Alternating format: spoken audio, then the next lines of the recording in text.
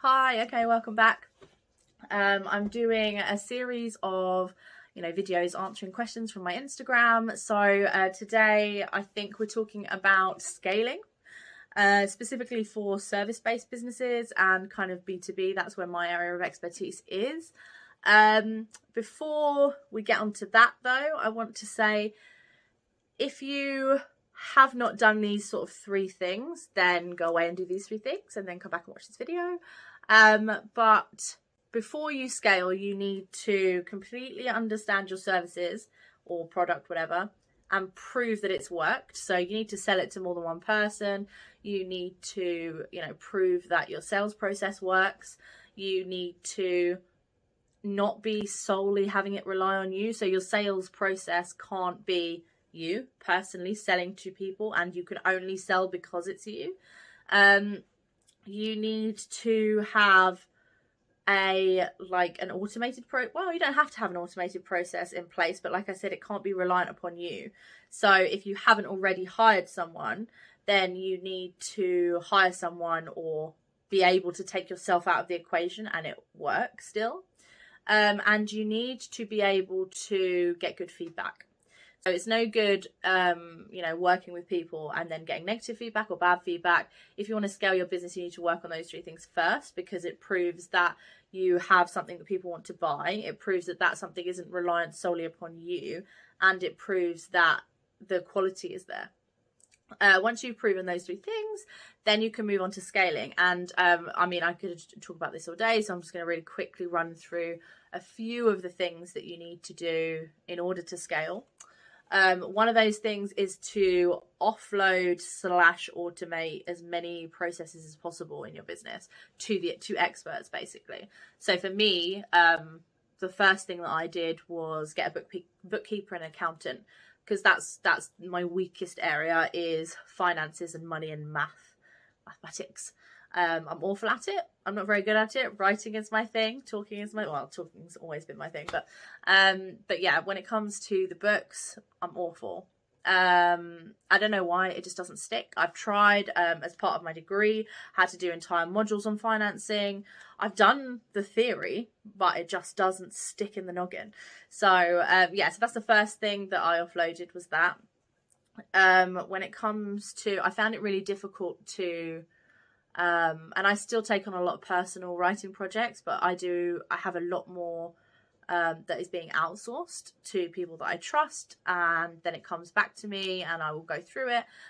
Or I used to have an editor. We're in the process of switching editors at the moment, so I'm doing a lot more of it. But it comes down to being able to hand off to the experts. And I think number 1 biggest issue with scaling that people find is that they don't think anyone else will do it as good as them.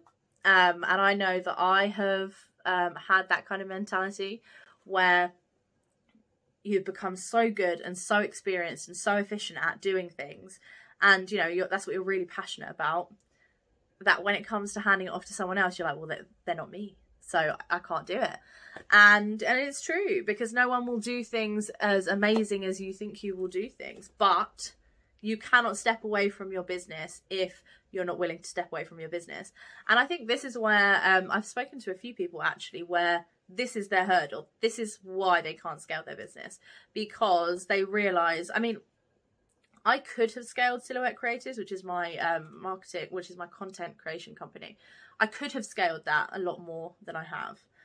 I have a hard time letting go, and I enjoy creating content. That's one of the reasons why I started my business to begin with.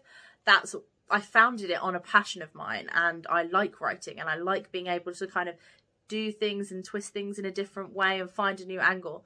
And so I still do a lot more than I should really do.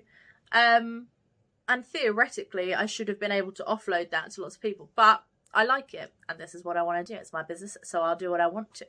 But if you want to scale, but then I know that's one of the reasons why I haven't scaled, because I'm not willing to hand off some of my favorite clients to people to do, so that I can scale and focus on something else.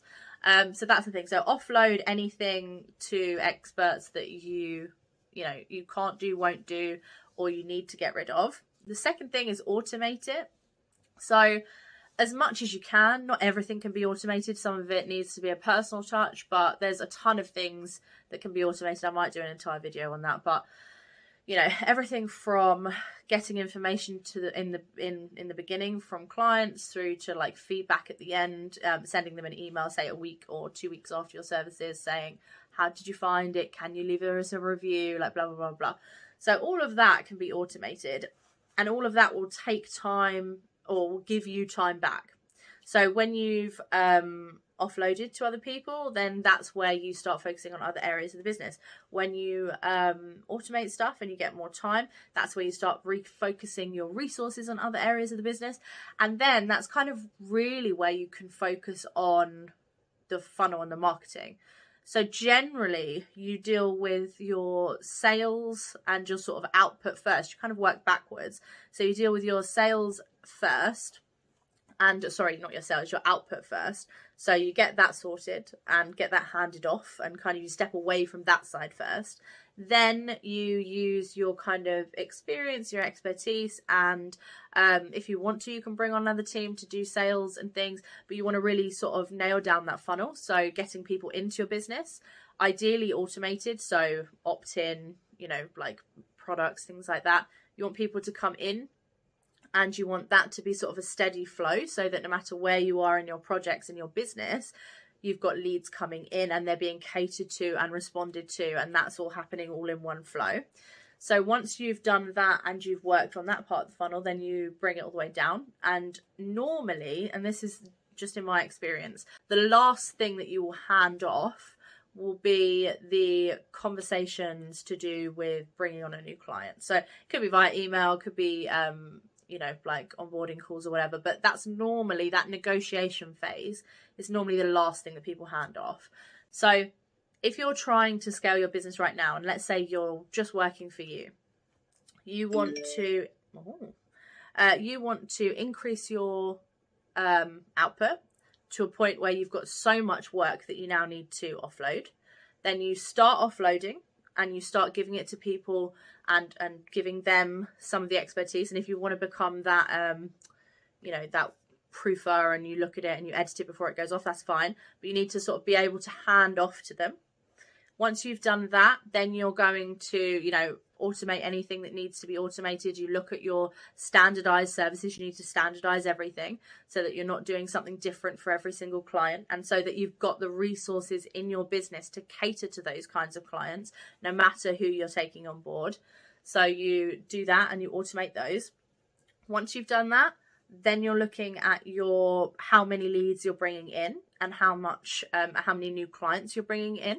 And sometimes you get so good at doing that you actually have to run back to your output, and you need to hire a few more people to deal with that output. And provided that's all running fine, now you've got a steady stream of leads. Now the last thing is your conversations and getting new clients. And that's normally where you would hire sort of an online business manager or a business manager, someone who is essentially replacing you.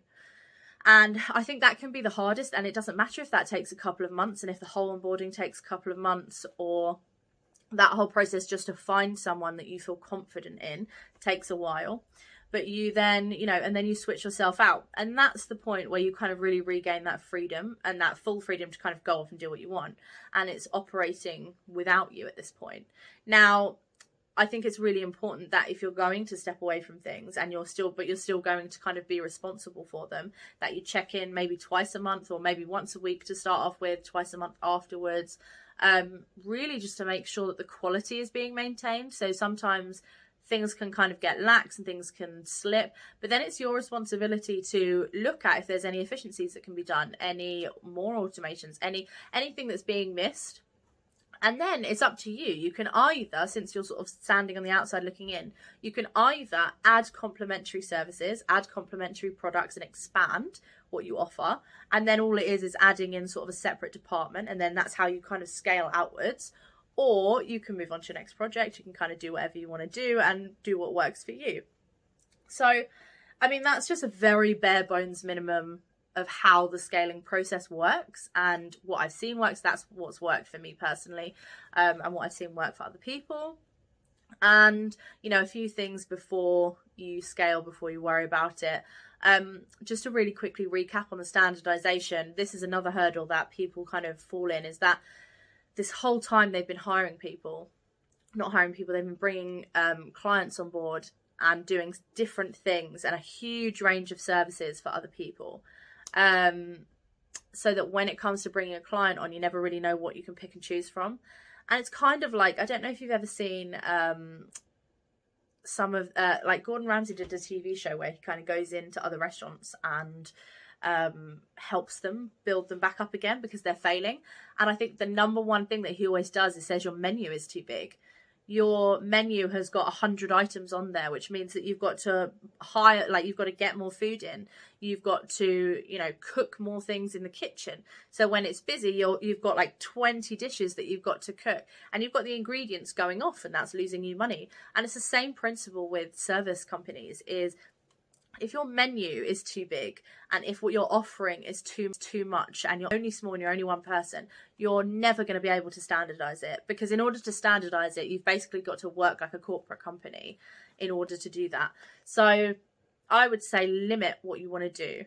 Do your favorite things, do the most productive things. Don't do things that are not making you money, even if you love doing them. That's something that's sort of more of a hobby. So just take that out of your business, do that to the side if you want to, but that's not going to help your business grow. So, yeah, I think hopefully this has been helpful with sort of just kind of running through all the things that I've learned about scaling businesses. And I hope this answers your question about scaling businesses and what you need to do beforehand. But yeah, any more questions, let me know either in the comments or you can send me a DM on Instagram. And I will reply and hopefully help you scale your business if you need it. So, all right, speak soon.